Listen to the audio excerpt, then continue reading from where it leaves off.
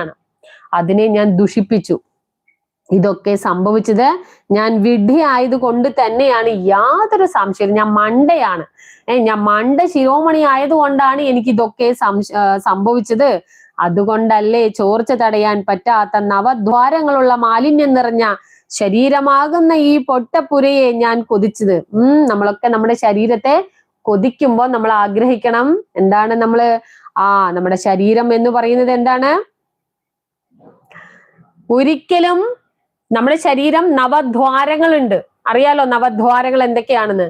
അതൊരിക്കലും നമുക്ക് അടച്ചു വെക്കാൻ പറ്റാത്തതാണ്. അത് ഇതുപോലെയാണ് എന്താ പറയാ, ചോർച്ച തടയാൻ പറ്റാത്ത ചോർച്ച അല്ലെ, വെള്ളം ലീക്ക്, ആ ലീക്ക് തടയാൻ പറ്റാത്ത എന്താ പറയാ നവദ്വാരങ്ങളുള്ള എന്നാലും മാലിന്യങ്ങളൊക്കെ നിറഞ്ഞിട്ടുള്ള ഈ ശരീരമാകുന്ന പൊട്ടപ്പുര, പൊളിഞ്ഞു പാളീസായിട്ടുള്ള ഒരു പുരയാണ് നമ്മുടെ ശരീരം.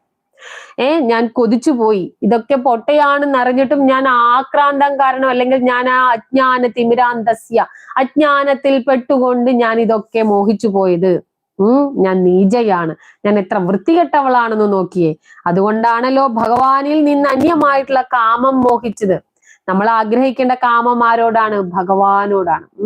ആ ഭഗവാനോട് ചോദിക്കേണ്ട കാമത്തെ ഞാൻ എന്റെ ശരീരത്തെ ഇത്രയും ആളുകൾക്ക് കൊടുത്തല്ലോ, ഞാൻ എന്തൊരു നീചയാണ്, ഞാൻ എന്തൊരു പാപിയാണ് എന്ന് അവൾ തിരിച്ചറിയണം. ഞാൻ തീർച്ചയായും